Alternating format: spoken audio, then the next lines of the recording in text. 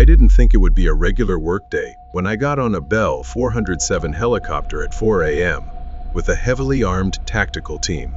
My team and I had a dangerous mission to carry out a high-risk arrest warrant at a remote location. We were working with local police to catch the main suspect in several brutal murders that had happened over the past 2 years. The suspect lived on Tartarus Island, a small fishing community with only a few hundred people. The island's only connection to the mainland was a ferry that ran twice a day. The island's isolation made our job harder. It was almost impossible for anyone to enter or leave without being seen, and we wanted to surprise the suspect without giving them any warning. So, it was decided to send a small team by helicopter to carry out a surprise raid on the suspect's home at dawn. The goal was to catch him off guard, but hopefully was the key word, because we knew he was armed and wouldn't give up easily. As we got on the helicopter that wet, humid summer morning, the mood was tense. I was nervous, but also excited and full of adrenaline. After years of doing boring background checks and minor investigations at the agency, this felt like my big break. I finally had the chance to help catch a famous serial killer whose horrible crimes had made headlines across the country. If I made it through the raid and helped secure a conviction, my career would take off. As I sat in the back of the cramped helicopter, I thought about everything at stake. My nerves weren't helped by the worsening storm. The wind had picked up out of nowhere, and the helicopter shook violently from the turbulence. I felt sick, but was determined not to throw up or show fear. I didn't want to set a bad example for the team. My team was small. Jackson was our pilot, and the assault team included Rodriguez, the leader, along with Doherty, Sad, and Elliot. If the SWAT team was nervous, they didn't show it. They sat quietly, holding their rifles, their faces calm and focused. They looked ready for anything, dressed in black armor and helmets, their faces covered. These were pros, trained for any situation, but none of us could have predicted what we were about to face. As we flew through the storm, I gave my final briefing, still hoping the operation would go smoothly. Little did we know what was waiting for us. "Okay, boys," I started, trying to sound calm and confident. "You know the plan, but let's go over it one last time. Officially, we're here to support local law enforcement in executing a high-risk warrant, but the Tartarus Police Department is just one elderly sheriff who's about to retire, and a part-time deputy. So, it's safe to say we're running this operation. Our target is Joseph Kane, a long-haul truck driver who travels to and from the island for work.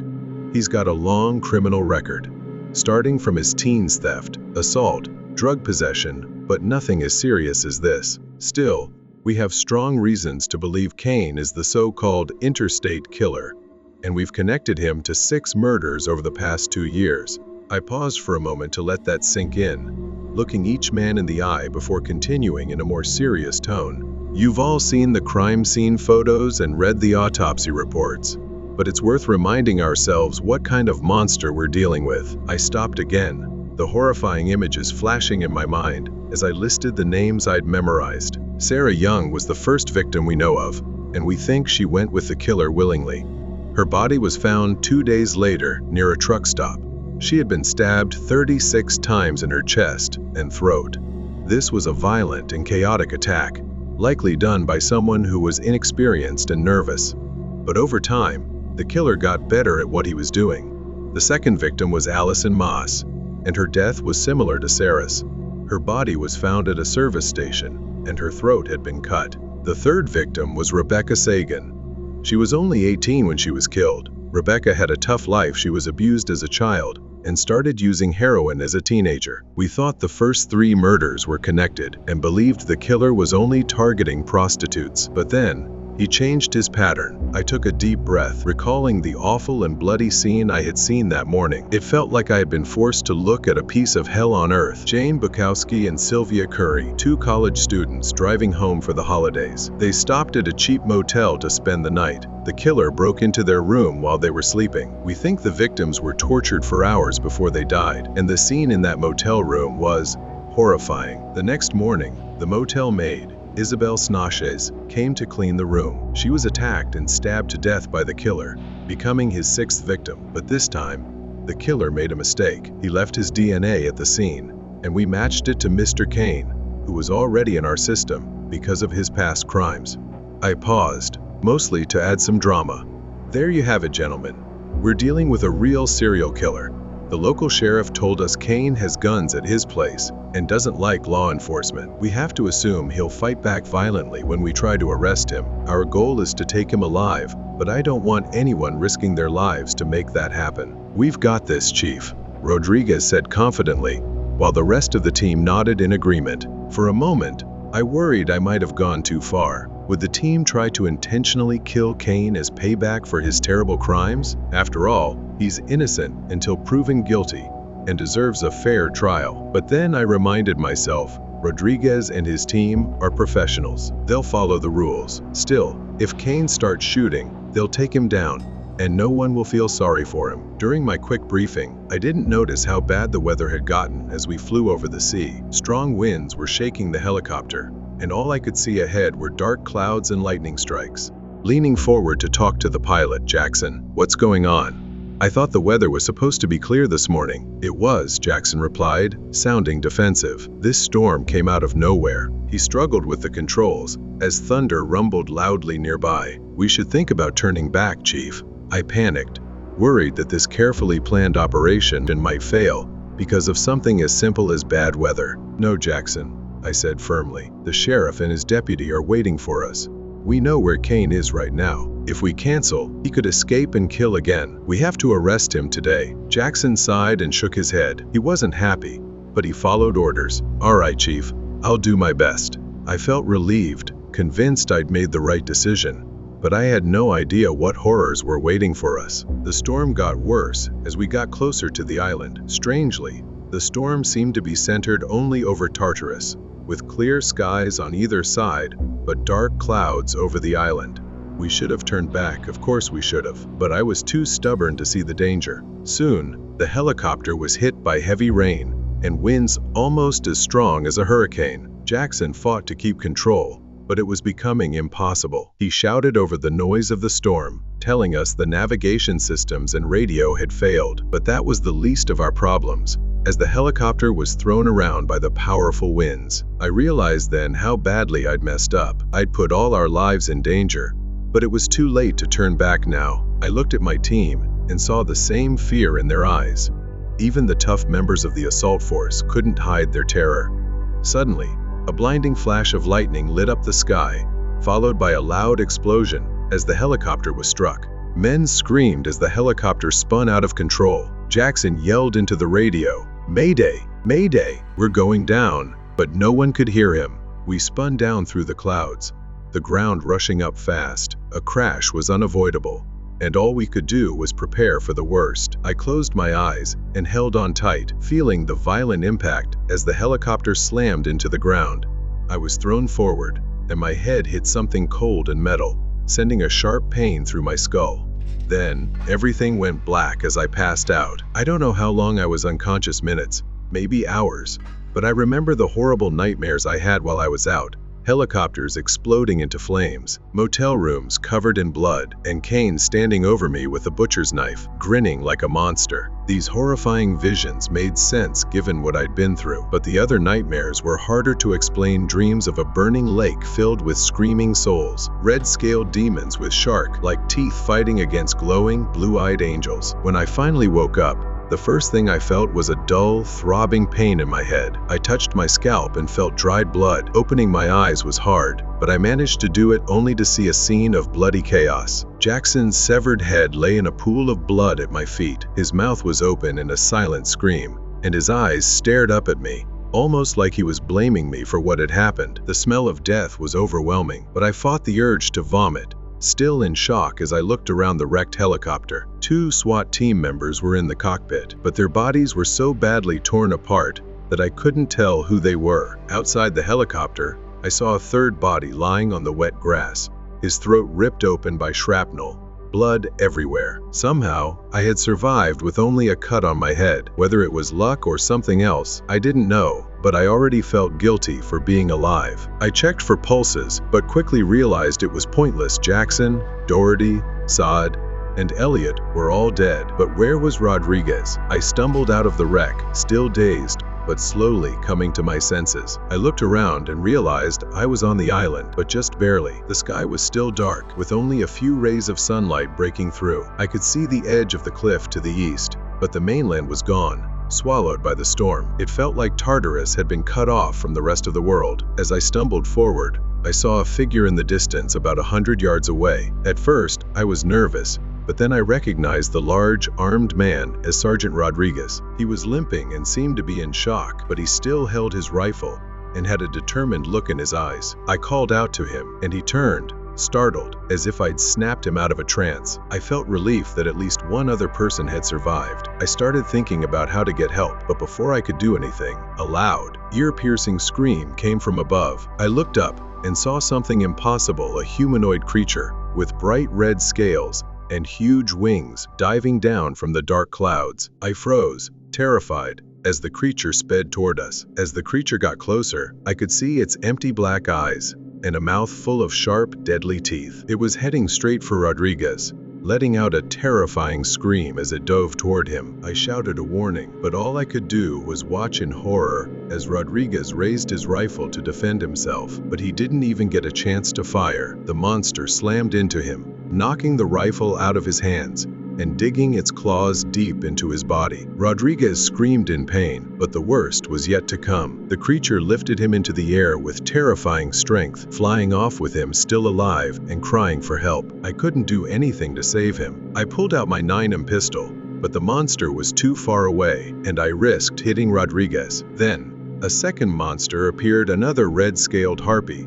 almost identical to the first. I watched in shock as it grabbed Rodriguez's legs. The two harpies began fighting over him, tearing him apart until he was ripped in two, finally ending his suffering. I stood frozen in horror as the harpies feasted on Rodriguez's body. I must have stayed too long, because they soon finished their meal and turned their attention to me. I saw the hunger in their black eyes, blood still dripping from their mouths, and I knew I was in serious trouble. The two harpies took off together, screeching as they flew toward me. I raised my pistol and fired, but after a few shots, I realized I couldn't take them both down. I turned and ran, panic setting in, but I had a rough plan.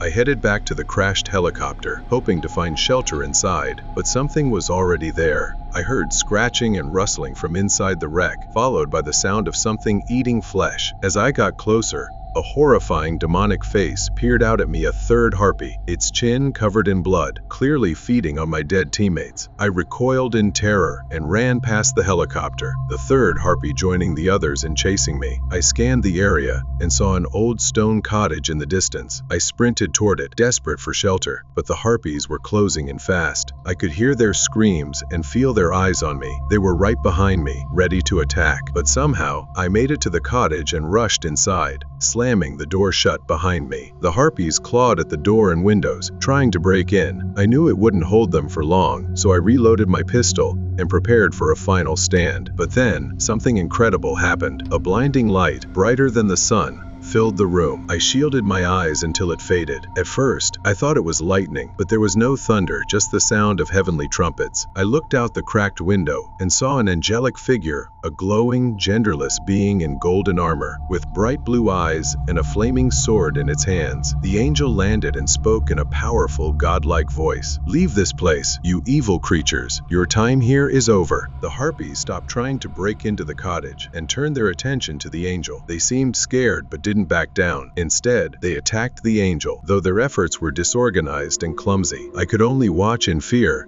as the harpies attacked one by one. The angel easily fought them off with a single swing of his flaming sword. The first harpy was cut down, screaming as its body burned to ash. The angel moved quickly, slicing the second harpy in half. The third harpy managed to scratch the angel's stomach with its claws, but the wound healed instantly. Enraged, the angel swung his sword and decapitated the final harpy, ending the fight. The angel put his sword away, and I noticed the scratch on his stomach had already healed. Then, he turned turned and looked at me through the window. His bright blue eyes seemed to stare straight into my soul. He spoke to me, saying, "Godspeed, sir. I wish you good fortune in the battles ahead." With that, he spread his huge, feathery wings and flew back into the dark sky. I don't remember exactly what I thought in that moment, but I'm pretty sure I said something like, "What the hell?" It took me a while to gather the courage to leave the cottage. Eventually, I decided it was safe, as no more angels or demons appeared, and everything was quiet except for the distant thunder. I stepped outside carefully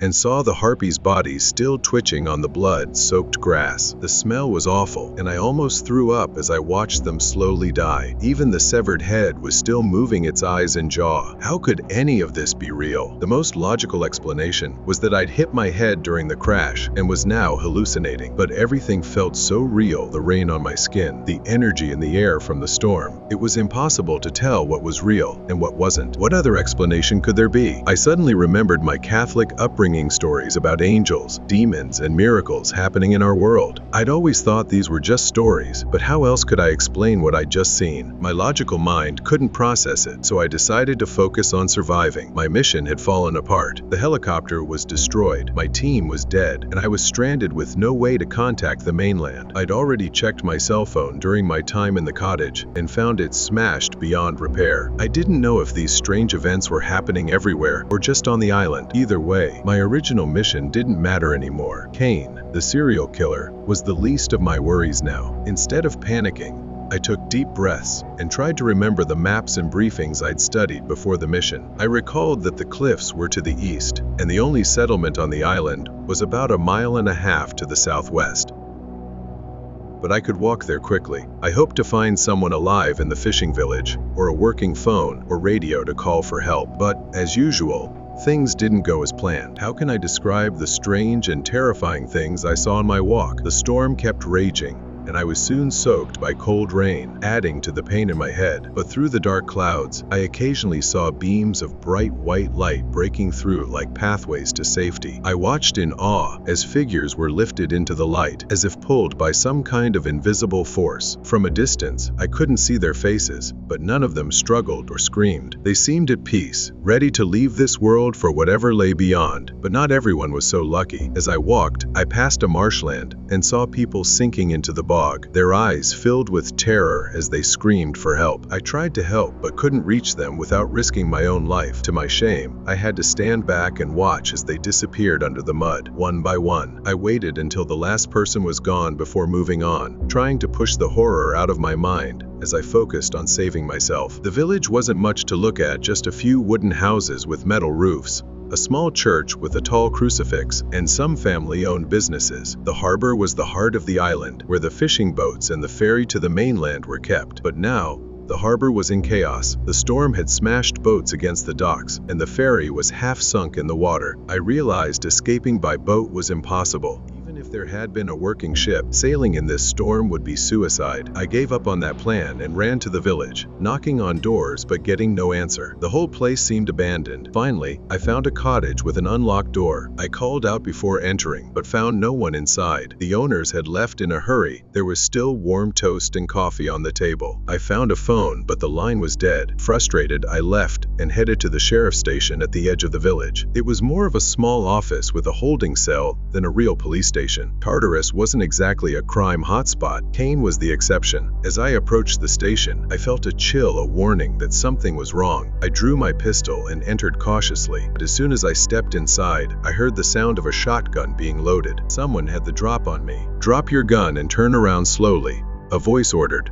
I had no choice. I set my pistol down and raised my hands, turning slowly to face her. In the corner of the office, behind a desk, was a deputy, a woman in her late 30s, with brown hair tied back and a serious look in her eyes. She held a pump-action shotgun, aimed right at my head. "Who the hell are you?" she demanded, her voice sharp and aggressive. I took a deep breath and answered calmly, giving her my name and rank. "I'm going to reach for my badge," I said carefully, waiting for her nod of approval before moving. Slowly, I pulled out my credentials and showed them to her. She lowered the shotgun and set it on the desk, her expression softening slightly. "So, you're the agent they sent from the mainland to arrest Cain," she said, finally understanding. "Yes," I confirmed. "And you must be Tanya, the sheriff's deputy." She nodded, and the tension in the room eased. I picked up my gun from the floor and put it back in its holster. After a brief pause, Tanya asked her next question. "What happened to the rest of your team?" she asked. "They're all dead," I replied, unable to hide the guilt in my voice. "Our helicopter was struck by lightning and crashed. I was one of 2 survivors. The other man was taken by something." The look on Tanya's face told me she knew exactly what I meant. "Where's the sheriff, Tanya?" I asked urgently. "And what the hell is going on here?" "The sheriff's dead," Tanya said. "One of those monsters got him. As for what's happening, I can only guess, but it seems pretty obvious to me." "Oh yeah?" I replied, not really wanting to hear her theory. "Are you a religious man, Mr. Fed?" she asked. "Do you know your book of Revelation? You've heard of the rapture, right?" Her conclusion didn't surprise me, but I didn't have any better explanation. Still, I couldn't bring myself to accept such a terrifying idea. "You can't be serious," I shouted. "This can't be the end of the world." Tanya just shrugged. "I'm just telling you what I've seen and heard," she said calmly. "It started after midnight when the storm hit and the ground shook. The ferry was struck by lightning and sank, and all communication with the mainland was cut. I've lived here my whole life and never seen anything like it. At first, we thought it was just a natural disaster, but then things got strange." "Strange how?" I asked nervously. "You've seen some messed up things since you got here, haven't you?" she said, almost casually. "Winged demons tearing people apart. Angels coming down from the sky to fight them. They took the children first, pulled them up into the light. I guess they were the innocent ones, the ones without sin. After the kids, some people were taken up, others were dragged down, and a lot of them were killed by the monsters." "So what are you saying?" I interrupted. "Are we the only ones left?" Tanya shook her head. "No, not quite. I've been around the island and found 2 groups of survivors. The first group is at the lighthouse. They're good people, not perfect, but decent. The second group, well, they're holed up in the tavern, and I'm sorry to say, they've turned to the dark side." She paused, her voice dropping to a whisper. "They're all following Cain now. He's their leader." "Joseph Cain?" I said, shocked. "You're telling me he's still alive?" "Afraid so," Tanya replied grimly. "And I don't think it's a coincidence. There have been rumors about Cain for years, talk of occult rituals, deals with the devil. I think he's been preparing for this for a long time." I couldn't stand anymore, so I stumbled over to a bench and sat down, holding my head in my hands. It was almost impossible to process what was happening. I'd woken up this morning knowing I might not survive the day, but even if I died, I thought the world would keep going. Was this really the end? Was the whole world going through the same horrors as this island? Had everyone I knew already died? Or were they still fighting for survival against whatever monsters had come from hell? I tried to think clearly and come up with a plan. My first thought was, we need to get off this island. Tanya laughed bitterly. "No chance. You've seen the harbor, all the boats are destroyed. And even if you could get off the island, where would you go? If this really is the rapture, there's nowhere safe." Her words sent a chill down my spine. She was right. We were trapped, caught in the middle of a war between heaven and hell. "So, what do we do?" I asked impatiently. Tanya pumped a new shell into her shotgun. "We still have a job to do. Joseph Cain is a killer, and he's still out there causing chaos. We might not be able to stop hell's armies, but we can take down one human monster. That's got to count for something, right?" At first, I wanted to laugh at how absurd her plan sounded, but the more I thought about it, the more it made sense. The world was falling apart, and there was nothing I could do to stop it. The rapture was beyond my control, but hunting down Joseph Cain? That was something I could handle.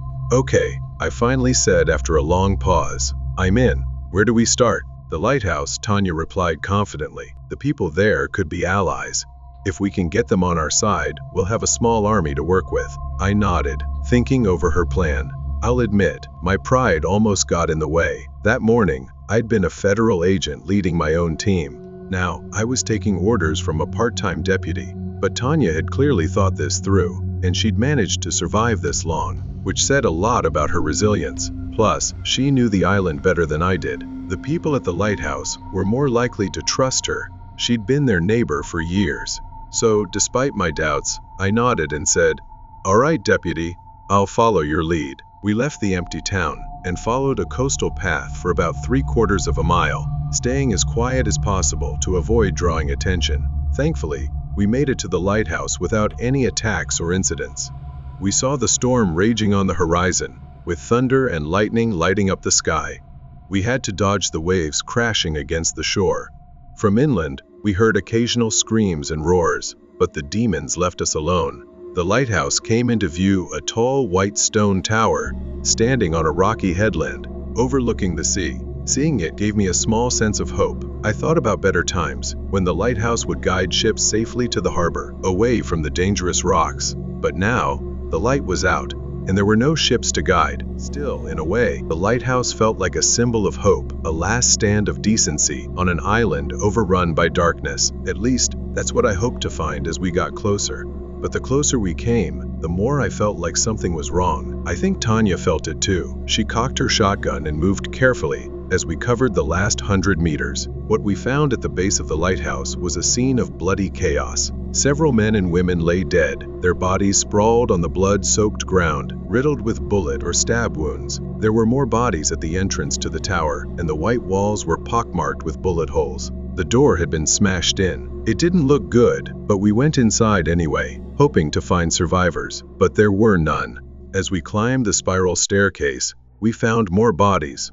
All had died violently, and we had to step over them to keep going. When we reached the top, we found the aftermath of a horrific massacre. 3 people, I couldn't tell their age or gender, had been brutally executed and mutilated after death. Their heads had been cut off and were missing. The smell of blood and death made me gag, and I struggled not to vomit. Tanya tried to hide it, but I could see she was deeply upset. These people had been her friends and neighbors. She took her time examining the bodies, then turned to me, her voice steady. "Okay, J-Man, the good guys are dead, and so's our plan. Time for plan B, I guess." I stared at her in disbelief. "Plan B?" I exclaimed. "Look at this place. We're screwed." Maybe not," Tanya said, a spark of defiance in her bloodshot eyes and a thin smile on her lips. "My people put up a fight. A lot of the bodies downstairs are from Kane's group. He won, but his army's been cut down, and he won't expect any more resistance. We still have a chance to take them out." I couldn't believe what I was hearing. "Are you crazy?" I asked. "If we attack their base, we'll be outnumbered and outgunned. And that's if we even make it there. Those demons will probably kill us before we get close." Tanya's grin widened, and I swear I saw madness in her eyes. "Sure, we'll probably die, but we're doomed anyway. Might as well go out in a blaze of glory. My daddy used to say, 'God hates a coward.'